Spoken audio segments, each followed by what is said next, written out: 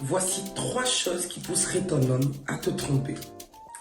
Bienvenue à l'instant by Fatou, la chaîne qui pousse les femmes à sortir de la médiocrité et viser l'excellence. Vous savez bien, mes lumières, que ma définition de l'excellence, c'est la paix du cœur, c'est l'esprit tranquille, c'est l'épanouissement personnel. Car sans épanouissement personnel, il est très difficile d'affronter les challenges de cette vie. Je me présente à toutes les nouvelles personnes qui sont sur cette chaîne. Je suis Baïssi Fatou, auteur du fameux livre Héritage. Oui, ce fameux livre, Héritage, un livre qui parle de mes 14 années de mariage et bien sûr de développement personnel, de comment gérer son mariage, de comment comprendre la mentalité de l'homme et surtout de comment une femme peut être épanouie autant dans sa relation amoureuse que autant dans sa vie de femme. Et bien sûr, je suis conférencière internationale grâce à ce livre et coach en développement personnel. Installez-vous confortablement, mes lumières. Nous allons parler d'un sujet assez sensible qui va vous permettre de vraiment être une femme de haut niveau. Première chose qui pousserait ton homme à te tromper. La première chose est toute simple. C'est tout simplement que tu n'as pas confiance en toi. Une femme qui n'a pas confiance en elle sera très fortement trompée par son mari ou son homme.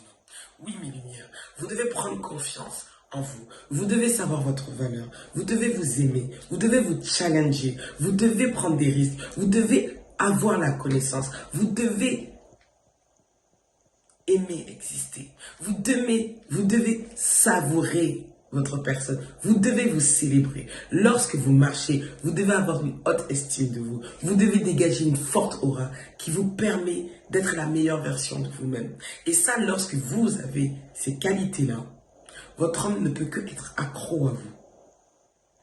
Deuxième raison qui pousserait ton homme à te tromper. Elle est toute simple, mais elle est liée à la première raison. Le fait que tu n'as pas confiance en toi, il est probablement sûr que tu n'aimes pas ton corps et que tu rejettes ton corps.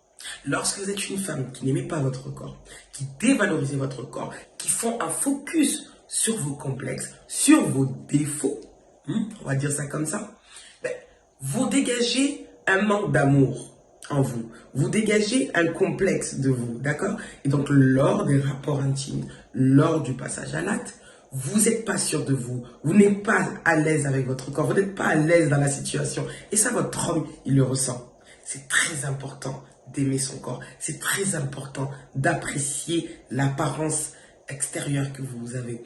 Travaillez sur vous. Travaillez sur votre intimité. N'ayez pas peur d'être une femme sensuelle. N'ayez pas peur d'être une femme sexy. N'ayez pas peur d'avoir confiance en vous. Aimez-vous tel que vous êtes. Et la troisième raison, mes lumières, c'est tout simplement que votre mari ne vous aime pas. Et ça, c'est ce qui poussera vraiment votre mari à vous tromper.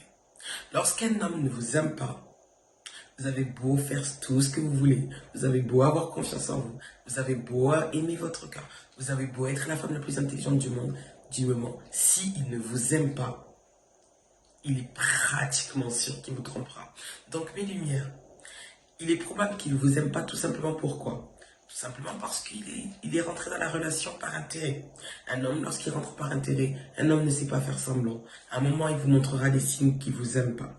La deuxième raison, c'est tout simplement qu'il a été marié forcé avec vous.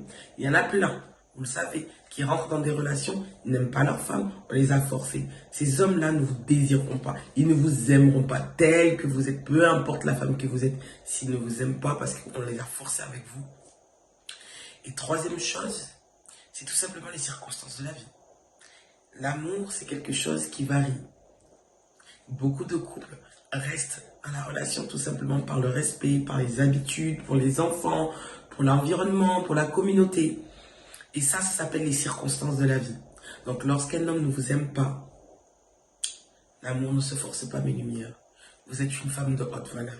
Vous ne forcez pas, vous ne quémandez pas les relations. Vous n'avez pas besoin de forcer une personne à vous aimer. Vous devez vous aimer tel que vous êtes. Et croyez-moi que le partenaire qui est avec vous vous acceptera et vous aimera tel que vous êtes. Donc ne forcez pas l'amour. Pour toutes les personnes qui souhaitent se procurer le livre Héritage, vous le retrouverez dans la description de cette vidéo. Vous le retrouverez sur Amazon.